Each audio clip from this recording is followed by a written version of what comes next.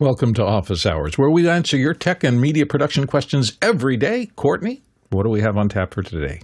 Well, first up comes in from Andy Kokendorfer in Vieira, Florida. Andy asks, are there any LED lights that can be programmed to automatically turn on when starting a Zoom call and turn off when leaving a Zoom call? Courtney read it, and Courtney will answer it. Courtney, what's up on your thoughts? Well, that's getting pretty particular. Most of the LED lights, like all the ones in my room here, are controllable through either Google Home voice assistant or the Amazon Echo voice assistant. And so all I have to do when I walk in the room getting ready to start a Zoom call is say, hey, whatever, turn on the living room light, turn on the whatever lights. I have them named in a group. I have them all named so that I can say living room lights, and it'll turn on just the lights behind me for the Zoom call. And then when I'm done, I just say, turn off the living room lights, and they turn off. What could be easier? To automate it, I imagine there's a way you could find an API that would somehow have Zoom drive a message somewhere that could then be interpreted as turning it off. And I don't know, maybe there's a companion app that does that, but I haven't heard of one. Alex, do you have anything? Yeah, the lights are using HomeKit, and they're accessible via shortcuts. You could use Zoom Cuts. So Zoom Cuts would be able to, if you're on a Mac. So if you basically, when you open up Zoom, Zoom would send a message to Shortcuts. Shortcuts would, again, if it's a home, if it's plugged into something that is, or it's available via HomeKit or available via Shortcuts, or you have some device that is controlling it that's available to that, you could have that be the thing that turns them on. That makes sense. So it's the interface sending the signal and it receiving the signal. But I thought about, my lights are kind of on during the day and then I turn them off at night, and they are controllable by shortcuts. I can have my watch turn them on and off. I could theoretically have a set of work lights. I've thought about it and I just haven't gotten around to it, that when I open up Zoom, everything switches from the work lights to the show lights and then back to the work lights. So, it could definitely be modal like that, using Zoom Cuts and shortcuts. Yeah, and there certainly have been forever in radio automatic when you key a mic, the recording light goes on outside the door. So there are pathways to get this done. It depends on your system. If you've never used shortcuts before, it will take about 2 hours and about 40 swear words. If you've used shortcuts before, it'll take you about 15 minutes. It'll drive you back to Windows. Yeah, no. If you've used shortcuts before, it's about 15 minutes and no swear words. With great power comes great that's how I measure language things. extensions. How long and how many swear words will you need to get this thing done? We need a ratio. Yeah, exactly. That's a 200 diagram. swear word problem. Nice.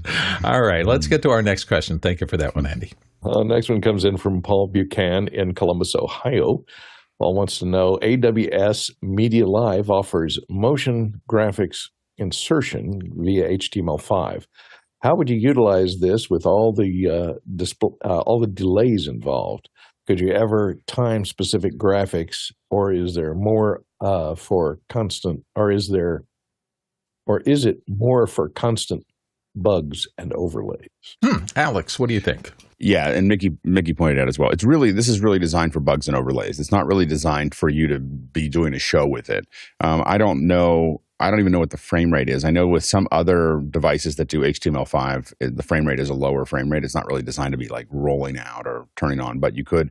What it's really designed for, as Mickey said, and as you're asking about, it's really for bugs and overlays. It's just so that you can be downstream of everything and adding your bug to everything that's being encoded without having to have it built into the system. So that's really how HTML5 is designed inside of MediaLive. Very nice. Thank you. Next question. Next one comes in from Neil T. in London Town, Great Britain. Is there an equivalent of Task Manager or Activity Monitor for Android? Trying to diagnose a slow Android device that feels like it's getting hammered by an app in the background. Manufacturer has locked out the full reset. Jason Bache is going to help you out. Jason? Sure. There are many. The easiest way that I can think of is you put the phone in developer mode. So you go to settings and then about phone, and then you tap the build number at the very bottom 7 times. That'll unlock developer options. Then go to setting, system developer options, and that'll show you running services or processes, and that will really show you everything. There are also third-party ones, Greenify, System Monitor, and GSAM Battery Monitor come to mind. You really have to tap it 7 times? I don't know why, but that reminds me of playing Zork when I was early in my computer career. If you don't know the exact number of steps that you can't get to the it counts you down. It house. says, 6 more to developer, 5 more, 4 more, 3 Oh, more. really? Oh, that's nice. All right. It gives you some feedback. Anyway, thank you, Jason. And Neil, thank you for the question. Next question. Another question in from Andy Kokendorfer in Vieira, Florida. Can you recommend any wireless headphones that do not have a mic, thus preventing the use of the Bluetooth mic? Alex Lindsay.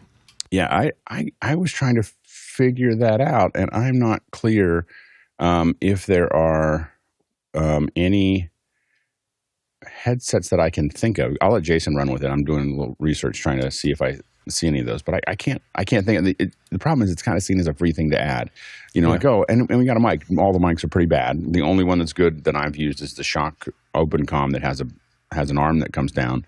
But I was thinking, my Open Swims, but I don't think I've just ever used the mic. It probably has one hidden in there somewhere. Jason. Yeah, I'll give you a dirty hack that I'm sure Alex will recognize the second that he sees it.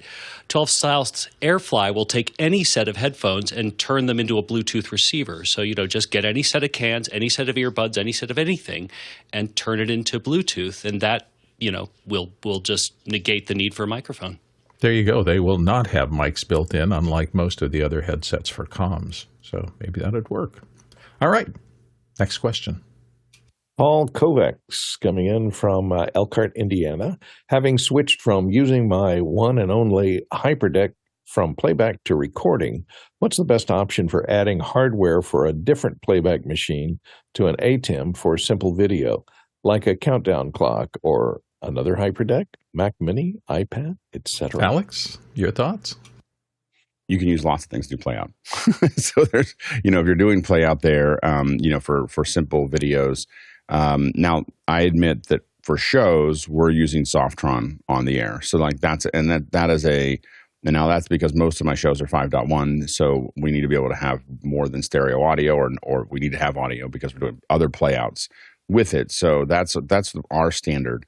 But it's a very expensive standard. But even things like OBS, there's obviously Jonas has Playout B, that's a small computer, small PC, and so Jonas Dottel from our own office hours here has Playout B, and that can be just a very inexpensive PC or Mac or Raspberry Pi, and it'll output those simple playouts very effectively.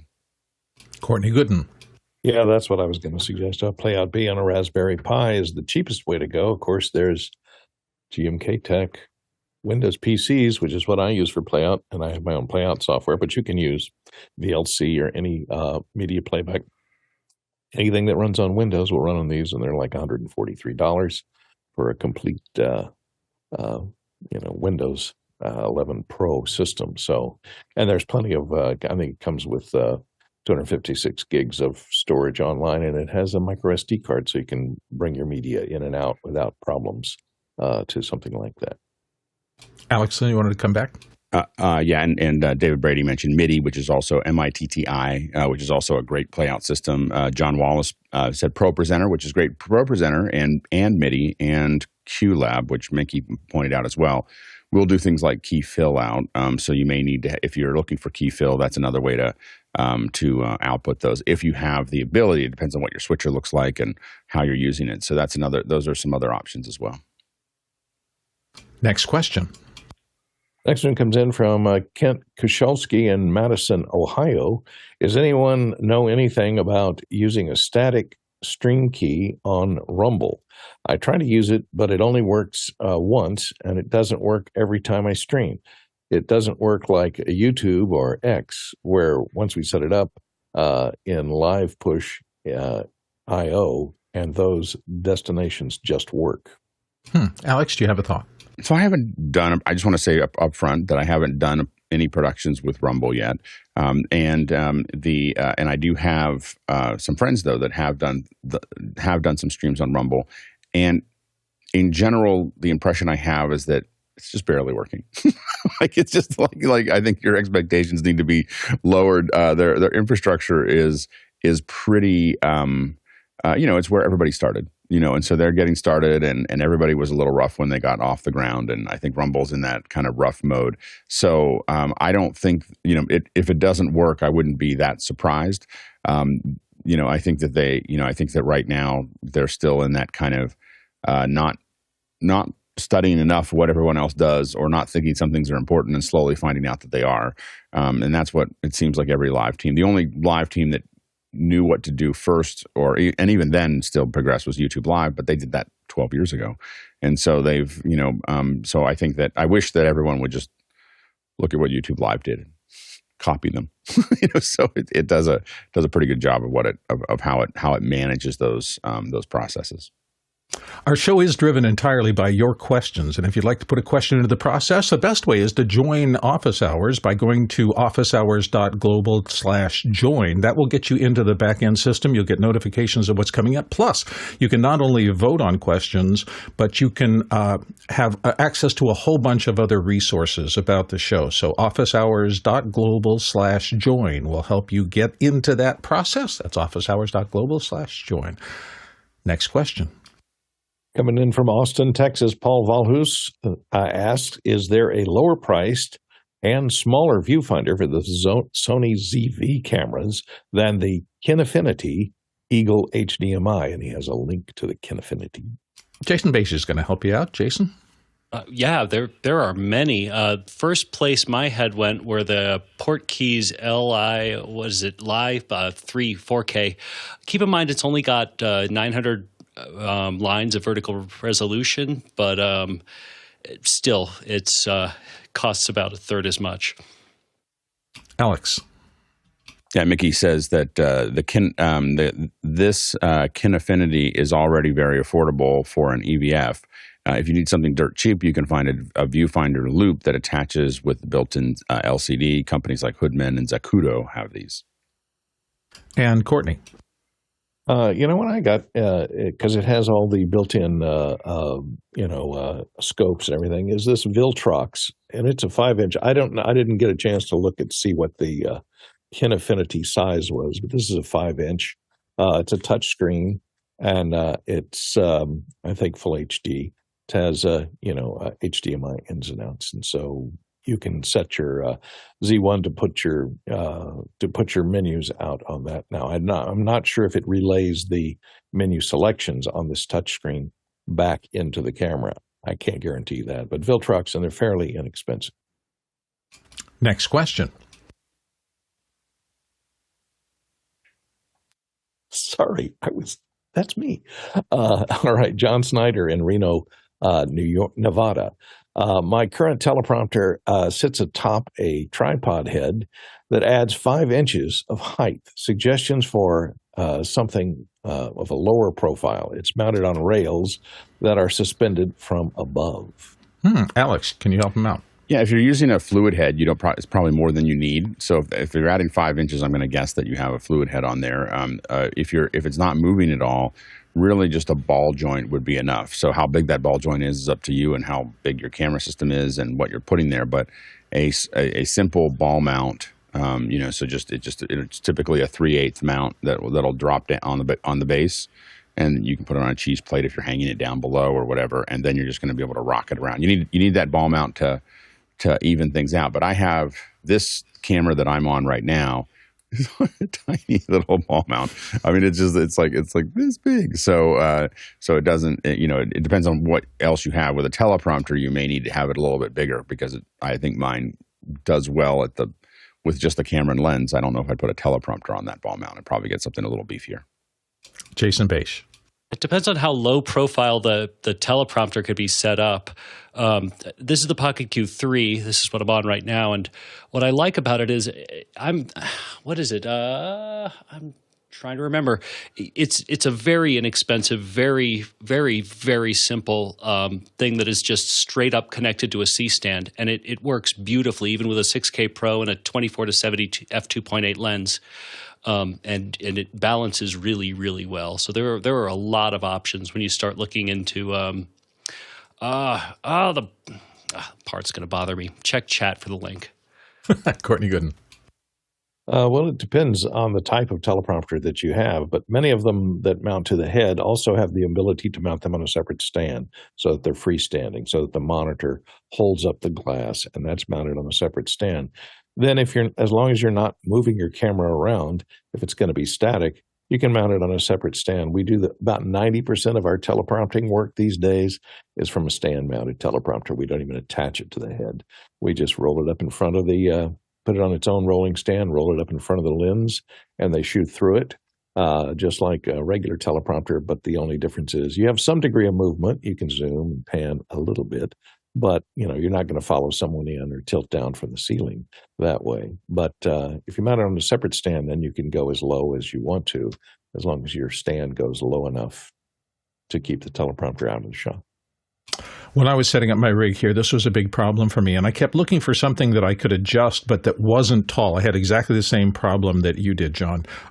Anything I put under there in terms of adjustable heads added so much thing that it was in the top monitor or too low and in my laptop screen. So I needed to find something that was just right.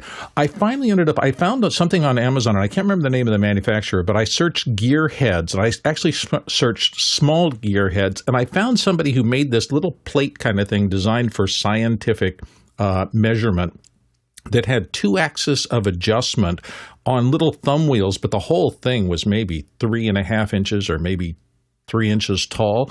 And that's what I ended up putting under the Blackmagic 6K back there, because I just need small adjustments. If I have a little too much or too little headroom, I don't want to deal with it in like electronically. I just want to be able to go in and make that adjustment real quick and then get out with it set right. So if I can find the thing after the show, I'll put it in chat or something, but maybe I'll talk about it tomorrow. But that's what I use. Courtney, your thoughts?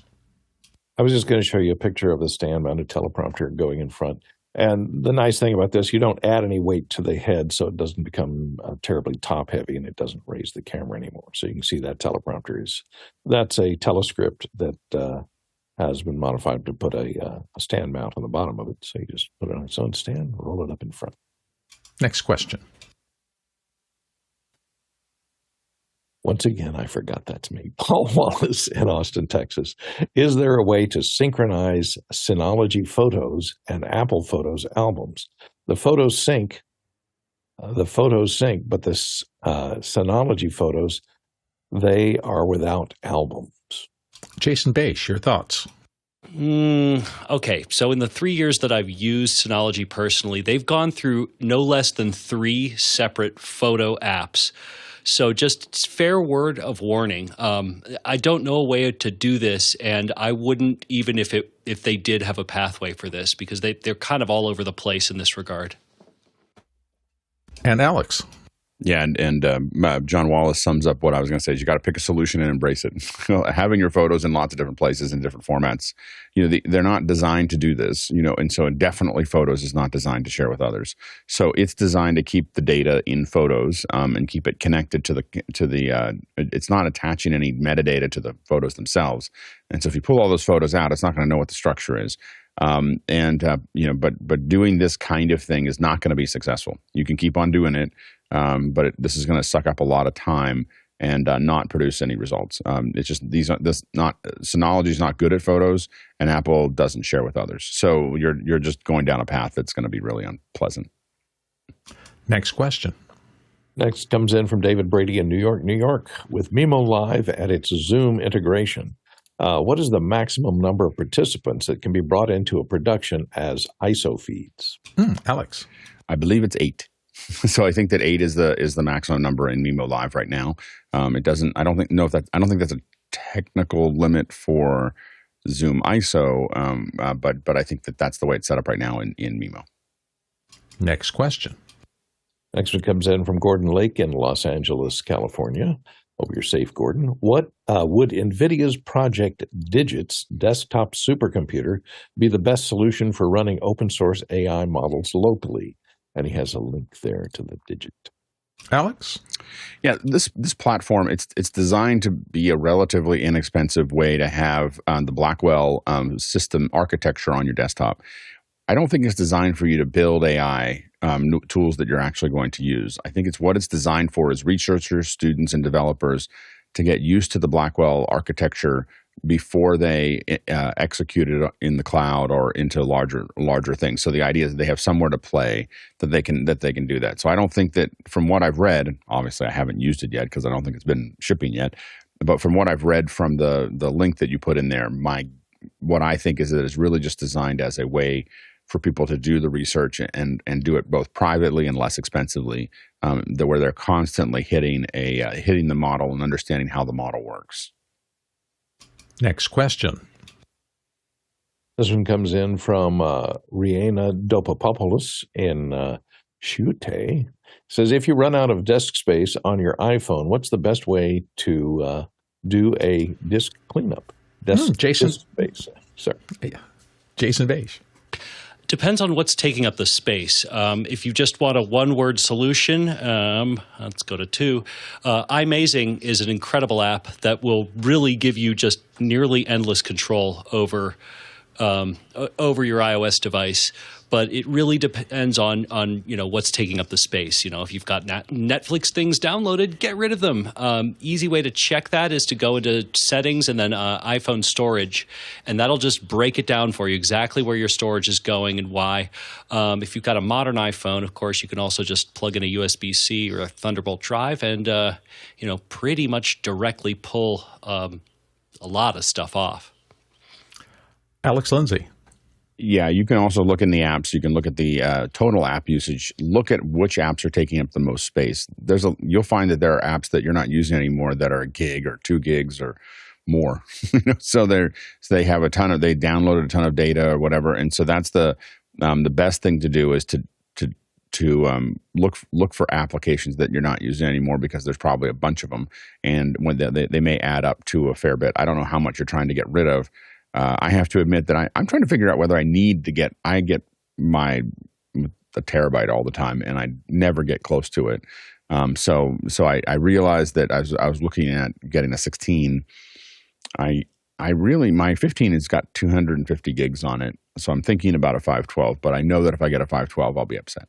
Like I just know that there's something, that's what keeps me going back to the 1 terabyte, is that I feel like and I think that mostly if I wanted to record a bunch of ProRes on it, I'd wish that I had the larger one if I'm in the field and I don't want to put a drive on it. But that's been the only thing. I don't think I've ever gone over 250 gigs.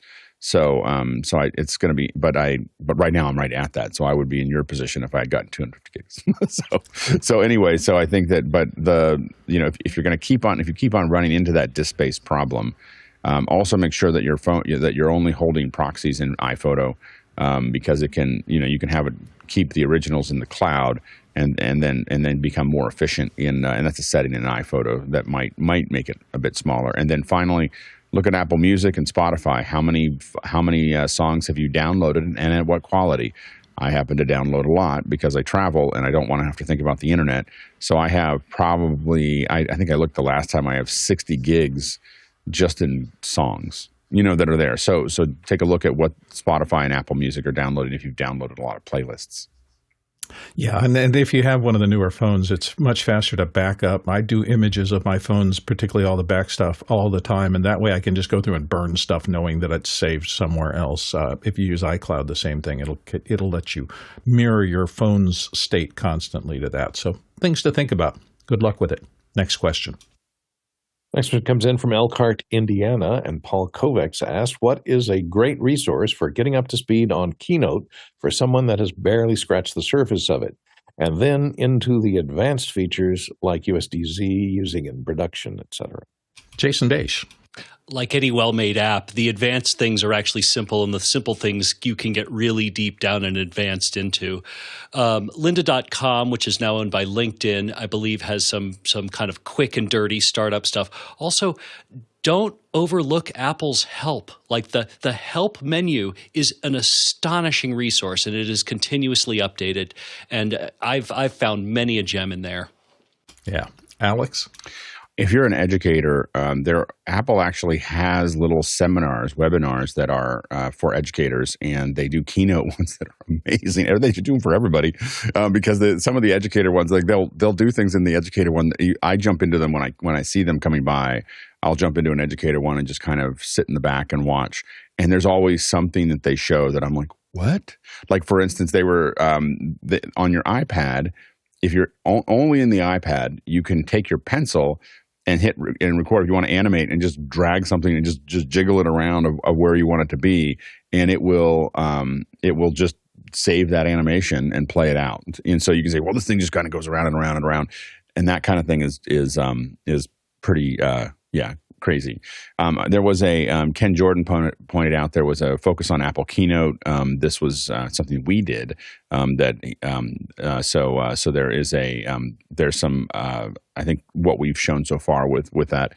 It is something that I've thought about doing more videos about. CJ and I have talked about it a little bit, and I do think that we could put together some stuff that showed people how to use some of the features, because to your point, it's not well documented. Like it isn't, like there's a lot of things that I do.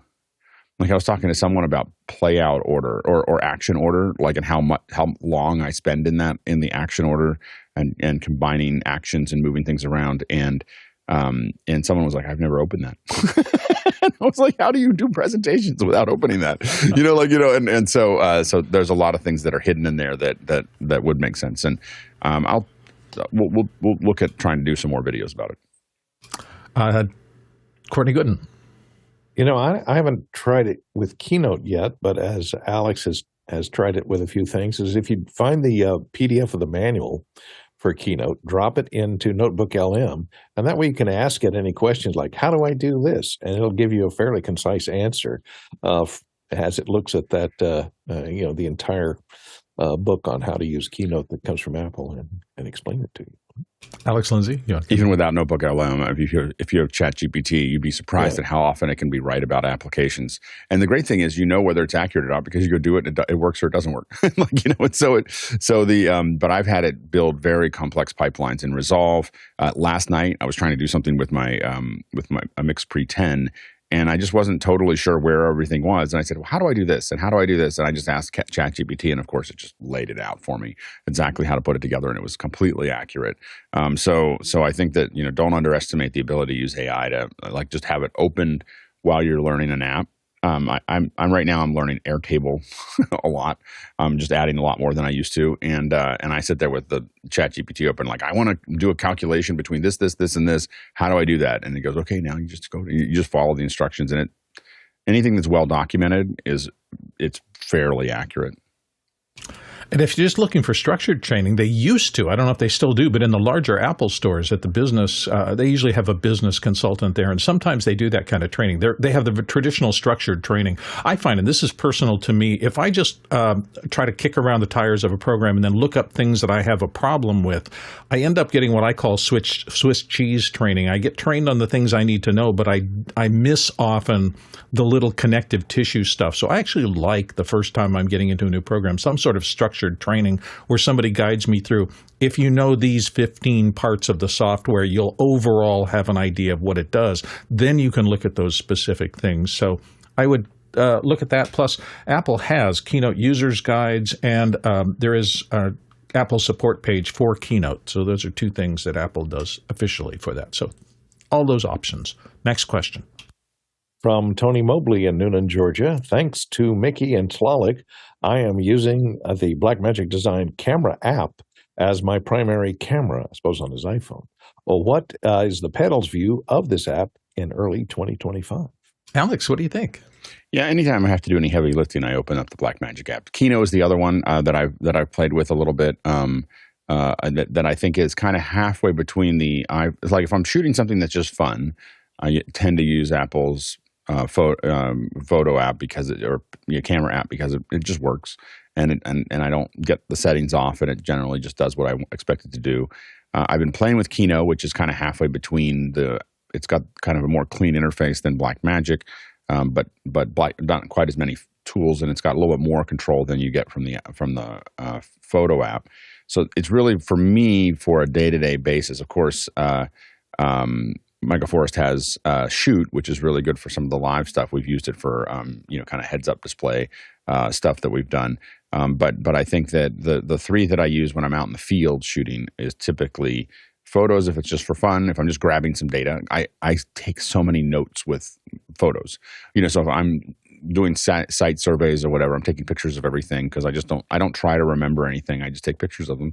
And I get frustrated with myself if I go, oh, I can't believe I didn't take a picture of something I was looking at, because I want to go back and show it to somebody else or remember what it said. And then Keynote is one I'm playing with, but the Blackmagic app is anytime I go, I'm going to shoot some video that I might actually use for something, I'm typically using the Blackmagic camera app. And don't forget, this show is entirely run by your questions. A little QR code I just popped up on the bottom of the screen will take you directly to askofficehours.global. And if you want to get into that system, it's the simplest thing in the world. You don't have to go through any rigmarole. That takes you directly to where you can put questions in real time. They're looked at either overnight or as during the show kind of live. And so use that QR code, shoot it, and you can get your questions into the queue immediately. Next question. Next one comes in from Paul Valhus in Austin, Texas. The AI Tool Report has glowing reviews of NotebookLM, and this podcast gives you a way to try it without signing up. How do you rate NotebookLM from Google? And he has a link to that podcast. Courtney Gooden's going to help us. Courtney? Well, I rate it pretty high, and I didn't know you had to sign up. Of course, I have a Google account, so maybe it just takes me in there whenever I type NotebookLM. Because I'm usually logged into Chrome as my browser. So if you have a Google, a Gmail account, let's say, you can log in. You just log in with your Gmail account, and it seems to be free. And I like it a lot. I've used it for figuring out how to do a lot of stuff. I had to figure out how to reset my idiot light on my car for the tire pressure management system. And I could not figure out how to do it, and it showed me step by step what it was needed to do. Who knows? You have to drive your car at 50 miles an hour for 10 minutes to get it to reset. Not good for school zones, just trust me. Alex Lindsay. Yeah, I think that for me, NotebookLM is really fun. These you throw a text in, get a podcast. It's really funny, and it does some stuff, and it gives you kind of a high level overview. The power of NotebookLM for me is definitely just being able to interrogate the text later. So being able to throw a bunch of documents in, start asking questions, and having it do that. The podcast thing I think is really kind of get some PR, and it is interesting to throw the text in and have it just build a 15-minute overview of what it is as a conversation. So I don't want to underline that. I mean, it is, I've used it and listened to it that way, but in general, what I'm normally doing is throwing a bunch of stuff in there and interrogating the text. Thank you. I'm sorry. Courtney wanted to pop in. I just thought, there's another thing, maybe it's in beta, but you can actually interrupt those podcasters and ask them questions verbally, which is kind of interesting, I think, now. I saw a demonstration of that. I don't know if they've rolled it out completely yet or if it was only in beta, but that was interesting. And you do have voice mode interaction on it so that you can just query it verbally, and it'll respond verbally in a fairly human-sounding voice. I will say that while I'm driving, I use the voice of the ChatGPT voice stuff very, very often. Just I've got some ideas, and I'll sit there and just chat with it, chat with ChatGPT, ask any questions. I don't need it to be, I'm not trying to write a term paper with it. I'm just curious about things while I'm driving, and it's been fairly useful. Next question. Next one comes in from Aaron Cothy in St. Louis, Missouri. We've known about it for a while, but the Allen Heath SQ Rack officially announced today at $2,999. Thoughts? Comparison to the Behringer Wing Rack? Alex Lindsay, what do you think?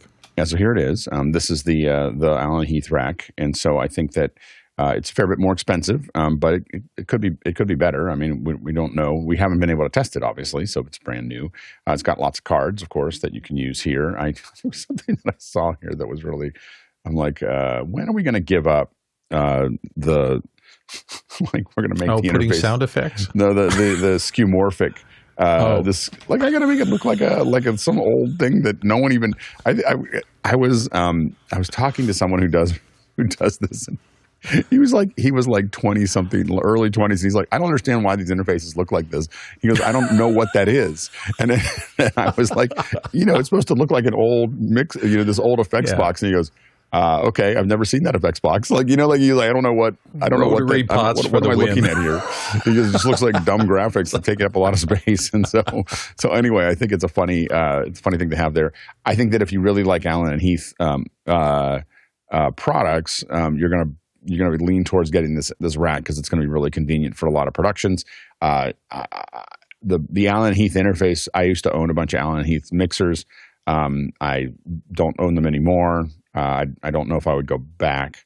So I don't like. It was just the way that they built the mixers or the way that they designed the interface made me a little crazy. But there are some people who love them. It just depends on what you like. Mickey said that it's a nice price point. John Wallace said could be great monitor mixer and combo as a stage box, and he's definitely interested. But these rack mountable mixers are getting really powerful, and what's nice about them is that you can throw them in. The thing that I like is I don't need another, like a Rio box or something else, and I can have it in a rack somewhere, and all of my audio I/O is sitting in that rack, and then I just have whatever controller, including nothing, out there. So it's interesting. And also don't forget that Wednesday is traditionally our heavy audio focus date. Not that you weren't happy to deal with the question today, but if you're looking for even deeper analysis, tomorrow might be a good day to come back and ask our amazing audio panel what their thoughts are about this new product. Next question. Next one comes in from James Haldane in Vancouver, British Columbia. He says, has anyone tried out the newly released Neutrik etherCON connector with a retractable shell? Jason Beish. I haven't, but I am intrigued.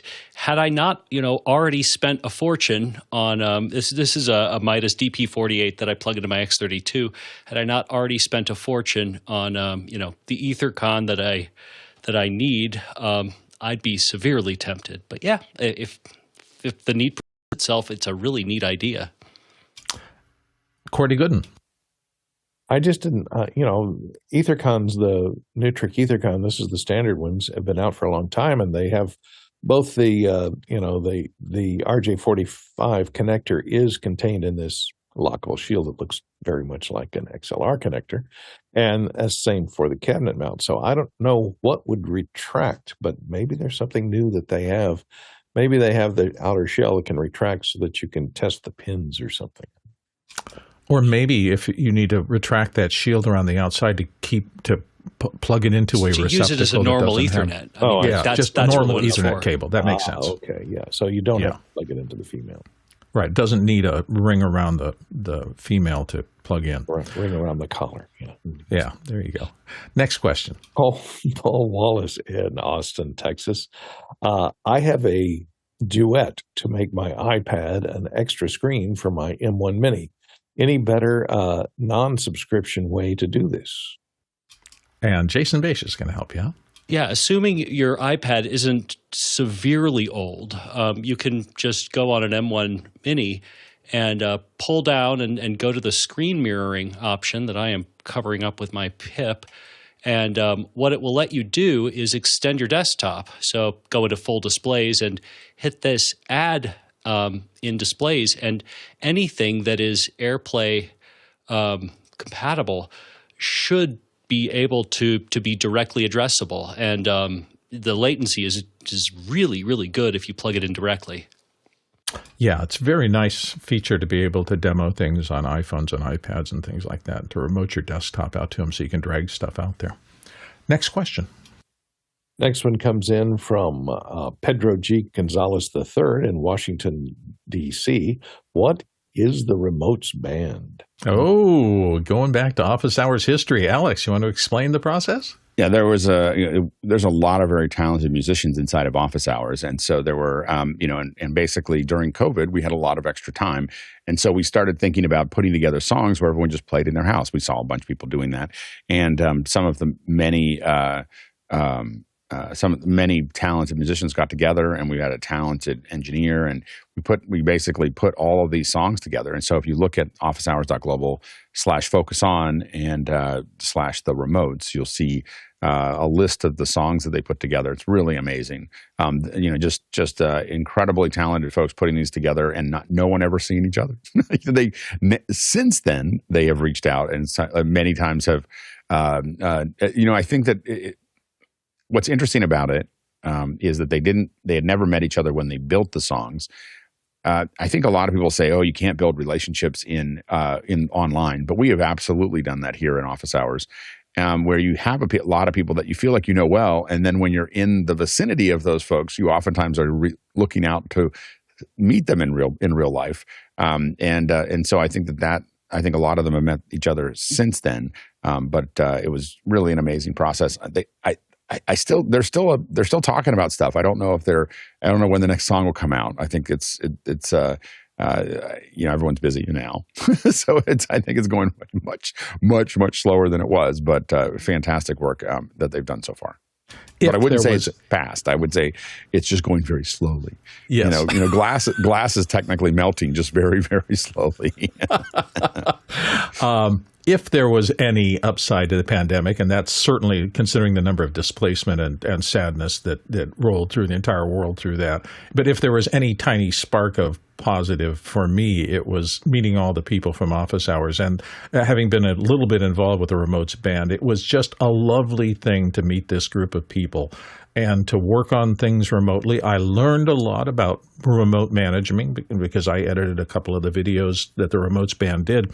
And that meant I had to interact with musicians remotely and guide them through what they were doing in terms of shooting the video that became part of the music videos that we made, and made lifelong friends, and just it really upped my game, which is, I think, the hardcore internal story of Office Hours is that people volunteered and became part of the panel and things like this because you found yourself learning cutting-edge skills and the ability to reach out remotely and connect with people. And it's just been a huge plus. So, Jason, you had a note?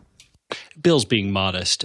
He did an unbelievable amount of directing and mixing down and mastering and kind of people wrangling, for lack of a better term. And you really should just look at the remotes band. I'm sure that the videos are still up, and they are just spectacular. Well, I'm going to correct you a little bit because I had nothing to do with the musical. That was Victor Cajallo, who was the kind of the band leader, and our incredible tech team who did amazing mixing work. I mean, it astonished me. I would think, my God, they've done a fabulous job. And Jeff or somebody else in the background would take it and say, no, it's not quite right yet. And I remember when I was working on one of them, I think it was Virtual Insanity, I was just, my understanding of music production, the fine details of creating a popular sounding song and all the work that goes into that just grew exponentially. 2 or 3 times, I just exponentially increased. Oh my gosh, you have to get down to that detail and precisely aligning musical pieces. So an amazing process with amazing people that I'm still in awe of to this day. So that's the remotes band. Go look it up. It's on our website. It was so much fun. Next question. Virtual insanity turning into actual insanity. Next question comes from Mathieu Lecomte in Oakland, California, I guess. Office Hour is broadcasting in 4K, but is everyone sending 4K to the back end? How does this work? Alex Lindsay. Not yet. We look at that somewhere in the future, maybe sometime in 2025. Our goal is to be delivering in 4K one way or the other. But right now, we're delivering at 1080p. That doesn't mean that you're not getting a 4K signal. So all the graphics, so all the text, everything else is all in 4K. So if we decided to do more play out, we could be playing out at 4K. So these are all things that, while our individual feeds are not. Now, if you look at a multi-view, so if you look at Bill and I or somebody else next to each other, we're essentially at that point you're seeing 4K because our 1080p signals are scaled down and next to each other. So that is you're truly seeing the full sharpness that you wouldn't normally see. So if you have graphics around it, so it is a 4K signal. Now, one of the reasons that we're doing this is because we do want to do more coverage of events, and one of the things that's needed for that is we want to be able to stream 4K HDR 5.1 from locations. and we don't want to have it be a huge lift. So we're doing all this work so that if we cover NAB and we want to just feed it into the system, we're not retasking a satellite to do that. It's just like, oh, we'll just add a input, and now we're getting this beautiful image from a location, and whether that's NAB or behind the scenes at a concert or behind the scenes at a film, these are all things that we'd love to show at very high resolution with deep color and high frame rate and everything else. And so we're building the whole subsystem to allow us to do that. And so that's why we're doing that. Also, we get a better, by going over 1080p, we're in a different compression rate on YouTube, and so it looks a lot sharper as well. So we're getting less compressed than we would normally get if we're just delivering a basic 1080. If you're just doing RTMP 1080p to YouTube, they're like, okay, well, they're getting started. Like they're doing okay. If you send an AV1 or HEVC or a higher res stream, then YouTube goes, oh, they're getting serious, and we're going to put them in this other lane. And Kirk talked about it last Friday, that more bits are thrown at things where people are trying harder. So, which makes a lot of sense. Higher quality video leads to people watching it more, and what it really leads to is more people watching it on their TV. And I think YouTube is really now the largest TV content provider in the world. And so that's a lot of things are shifting that direction. So higher quality video is going to get you further on YouTube. Next question. Next one comes in from Pedro G. Gonzalez in Washington, D.C. He says, is etherCON really necessary? Why not just use an Ethernet cable? What's the purpose? Alex, do you have a breakdown? I don't use it very often, but it is needed because what happens is that Ethernet's one of those few things that doesn't lock very well. And it can damage the Ethernet connection if it gets pulled on really hard. And so the locking mechanism is easy to pull out, and when it pulls out by itself, it can damage the whole system. So an etherCON will allow you to lock it externally. So if someone pulls up against it, they're pulling against the frame and not against the connector. So in production, I've seen them. We don't use them a ton in the environment that we're in, but I've definitely seen them in use, and where they're being used, they are very useful. Courtney Gooden. Yeah, I will kind of echo that. For things where you're having to roll out and connect stuff in production, like you've got a soundboard that connects to a stage box via Ethernet, and you're connecting it and disconnecting it every gig.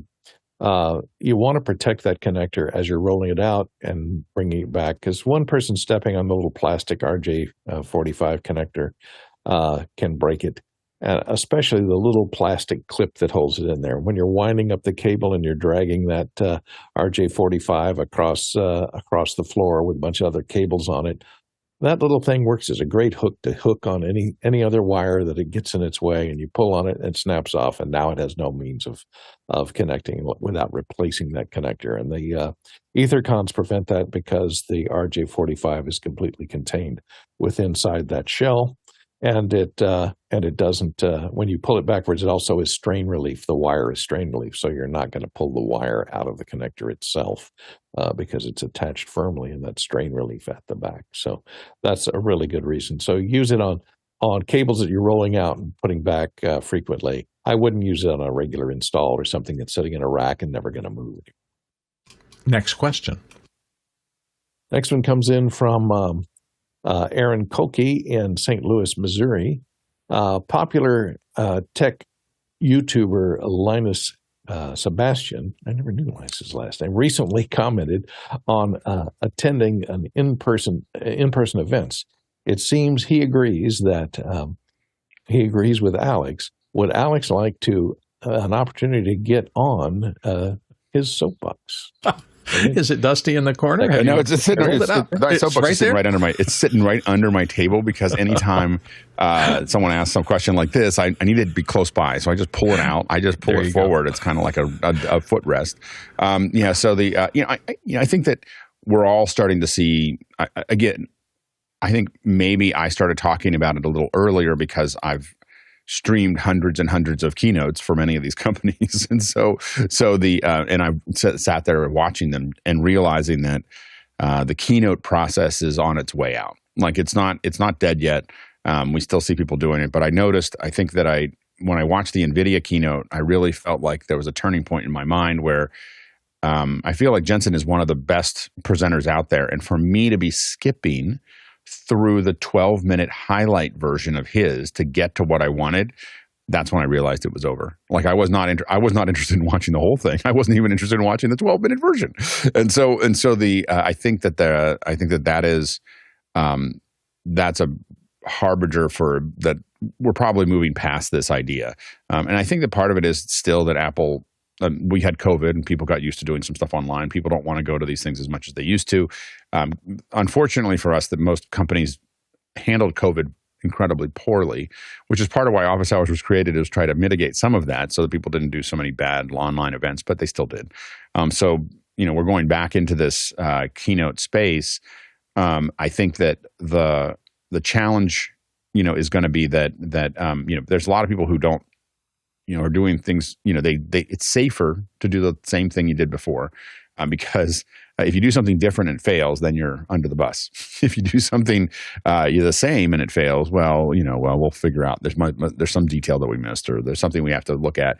And so it's a little safer to stay in the safe space. But I think that Apple is driving forward with things that are much more watchable to me. Now, one of the things that's interesting about what Linus was talking about was that he's like, we should just sit there and do commentary, and he's like, and somewhere outside of the room, which is what we've been doing for years. And so I think that makes it interesting. But I'm fine with just watching a video. The problem is if they were all actors and they were great at it, that'd be a different thing. But the vast majority, there's two problems. The vast majority of executives are just not very good at it. And I mean not good at it. I mean not close to good at it. Shouldn't be on a stage. It's just not their. It's not their bailiwick. It's just this isn't what they do. And if they want to be, Salesforce has gotten to a point where a lot of their executives are really good. But the rumor is they spend 2 hours a week, year round, practicing to be that good. And most executives aren't willing to do that. And if you're not willing to put in the time, it's being on stage is like being a musician. If you're not willing to practice your guitar, do not get into a rock band. And the thing is these executives, cannot just get up there and do it. They think they can, and they're arrogant enough to think that they're good at it and everything else. They're just not. I've watched hundreds of these. They're not very good at this, and it feels stilted and it feels weird. And every once in a while you get one person that does it okay, and they're like, oh, we should do this all the time. But even with, and then the second problem is that you can only cut live so fast. You can't time suck things together and have things go. That's what you start to see with Apple's keynotes. Their video keynotes is that they're compressing time and they're adding all these graphics and it's very clean. And it's just boring to watch someone stand on stage presenting. That's the biggest problem. Conversation is great. Answering questions is great. Delivering lectures, delivering a one-to-many is just old. Whether it's at school or in conferences or whatever, the reason we did that was because we didn't have any video. We created lectures and we had slide decks and we did all this stuff because everyone had to come to a conference because that was the only place you were going to see the information because there wasn't any video. But now we have video. We don't need to do this anymore. Okay, now I'm going to push the soapbox back under my desk and hand it back to Bill.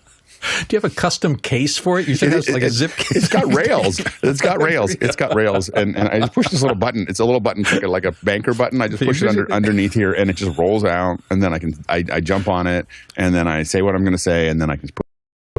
Perfect. Courtney, you wanted to make a comment? I just wanted to point out also that Alex watches all those videos at 1.5 to 2.5 speed. Well, the problem was that I used to have to watch them at 1x because I was streaming them. There you go. Yeah. Next question. From Tommy Shantz in St. Paul, Minnesota. Has anyone been able to play with the new DaVinci Instant Replay? Yeah, we had a show that we talked about a little bit. Alex, you want to? Yeah, Aaron Cody was on last week, I believe. Was it last week or the week before? I think it was the week before, Thursday, where he talked about it a little bit. It kicked off the show with it and did a little bit of it does very much feel, looking at how Aaron was showing it and talking about it, feels like a 1.0 project. So I think that he said that there was a lot of things that were still a little rough around the edges. But you can go back and look at it there. we really want to get Robert Green, who's in our team here, he's our panel liaison this morning, but he is an EVS operator, and I really want to get Robert on it and have him play with it and then give us feedback on it, because I think that would be, from an EVS operator's perspective, it'd be really interesting. But we'd have to get him the panel. But it does feel like it feels like, it's an interesting idea. I think I have not been sold that it isn't just crazy. Like I just feel like you should build, for replay, you should build a purpose-built app to do replay. And that would be very popular. Like if Blackmagic allowed us to buy their hardware and built something that really worked, and had a great controller, instead of having to pay $150,000 for an EVS, they would, they'd make a lot of money. They'd sell a lot of hardware. A lot of us need this, but I think pushing it into Resolve is a nutty thing that I still don't get, even after Aaron showed it to us and after I read about it. I just don't get it. Robert popped into the chat and said, "Looks like I would need the Blackmagic Design hardware controller for the playback in Resolve. So if someone has an extra controller you can lend to them, I would love to see that too. A true EVS expert explaining how this works." Next question. Next question comes in from the man behind the curtain, JJ McKenna in Scabo, California. Says, Does anyone have a good hack for organizing their YouTube channels thematically other than browser bookmarks? Alex, do you have a suggestion? I don't even organize the videos thematically. I mean, I just get up there and start watching stuff. So I have to admit that I was looking at that. I was like, wow, I wonder that would be kind of cool, except that I probably, I get up and go, I go to the For You page, go, what are you going to show me right now? It shows me, like half of my For You pages freestyle swimming, because I'm trying to figure out my stroke, and so it's now realized that that's all I'm watching. And so I watched like maybe an hour of it last night. I think I watched it more than I did it yesterday. Jason. Okay. It's impossible to do this on YouTube directly because they just keep changing stuff. I've resorted not to using bookmarks, but I use tags in Firefox. So the little star in Firefox here will let you add tags dynamically, and then they're searchable in the bar. This is the best way I've ever found to do this, and you can just use tags dynamically, setting them off with commas, and it works perfectly and every time. Alex, you wanted to come back? Yeah, Ken Jordan said, use the YouTube's playlist feature, creating themed playlists and add relevant channel uploads. Or you can use PocketTube.io. You can create custom groups, organize your subscriptions to thematic groups like technology, education, entertainment, color code groups, assign different colors to each group for easy visual identification. That's PocketTube.io. Next question. Next question comes in from Robert Linkram in Belmont Shore, California. Can a Blackmagic Design ATEM 2 ME 4K switcher output 4K and HDTV 1920 by 1080 at the same time via different SDI outputs? Alex, what do you think? I believe it does it there's a one monitor output that will do it. It's not, you can't use the random, you can't randomly grab an output and define it as 1080p, but there is I believe a preview aside from I thought there was a video scaler output for one of them that we were looking at using. Otherwise you need a Teranex. Something that's going to scale it down. The aux outs, aren't there two aux outs on that one that could be? I think that there is an output that will do 1080p. I know because we were discussing it, but I don't remember where it is. Jason. You can configure, one of the aux outs can be configured to be a separate resolution, but it's the multi-view that I believe has its own independent SDI out that can be completely independent of anything else that's set in the switcher. And we got one last question to deal with. From Kenny Hampton in Greenville, Illinois. In very broad strokes, what is quantum navigation, which may replace GPS? Is this a far or near future? Are satellites needed to do this tech? Alex, let us know. It's pretty far out. So quantum navigation, the theory is that it doesn't need GPS. It is able to use the points around it, potentially LiDAR and other things, to build a model that would tell you where you are. The chances of it being as accurate as GPS anytime soon. And when I say anytime soon, possibly our lifetime, is low. So I think that where this would become useful is, having a less accurate solution that is available if GPS was taken down. And the reason we might lose GPS is through many people think that any large war, one of the things that countries would do is take out each other's satellites at this point, which could create, if it doesn't take very many of them before you start creating a chain reaction where you've got satellite debris flying around and taking out other satellites. So the chain reaction could take out a lot of satellites pretty quickly. And so that's one concern people have, is that a lot of people are very GPS and that could end up bumping something like this up because suddenly people need to find another solution. Another one would be, as I've talked about before, a coronal mass ejection could maybe not do a lot of damage on Earth, but could take satellites out of orbit if it's as big as something like the Carrington event. Courtney Gooden, real quick. And this is also used, it's an application that's being developed for space travel, for navigation on planets like Mars or the Moon, where we don't have a constellation of GPS satellites up there to begin with. So to find your way around and map the planet very carefully, it's a method of navigation that's being explored for exploring planets too. Can't wait for Universal Map Quest. Jason Beish. Yeah, this will work great as soon as we have inexpensive quantum clocks, quantum accelerometers, quantum gyroscopes, and then quantum gravimeters. Yeah, no problem. Okay. Well, there's our future look for you here at the end of the show. Thank you all very much for spending your time with us today. Don't forget, we rely on an amazing team all over the world to get this done, and we acknowledge them every single day. First off, I want to mention the producers, the people, all of you who have put questions in the show. This show doesn't exist without you. So thank you for, once again, another exciting and interesting day of questions for us to chew on here on the panel. The panel is the next group I want to make sure I acknowledge. It's a rolling group of people who come in every day and freely give us their expertise, help us understand the world of technology and production in a better way, and our amazing back-end crew, the quiet people who sit behind the scenes every day to put this show on the air, on the internet, across the entire planet. It's always amazing to me when I see that question coming in from India or South America or somewhere, to realize that we are in real time everywhere on the planet every day here on OfficeHours.global, and we couldn't do it without all of those constituencies. The Tláloc traversal today, I am looking for, there it is, 41,000 miles, 66,000 kilometers. That's how far you would have had to travel to get access to the expertise of everybody who's been on today helping answer questions. And that is 324 million bananas for scale. We'll see you all tomorrow.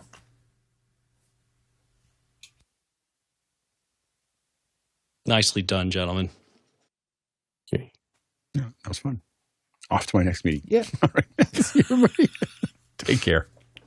All right. Didn't mean to be cynical, but I mean, quantum navigation. Don't get me wrong. I love it. Love the idea. You navigate your way around an atom.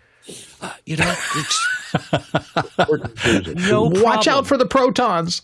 Use that around that atom. Yes. Oh, man.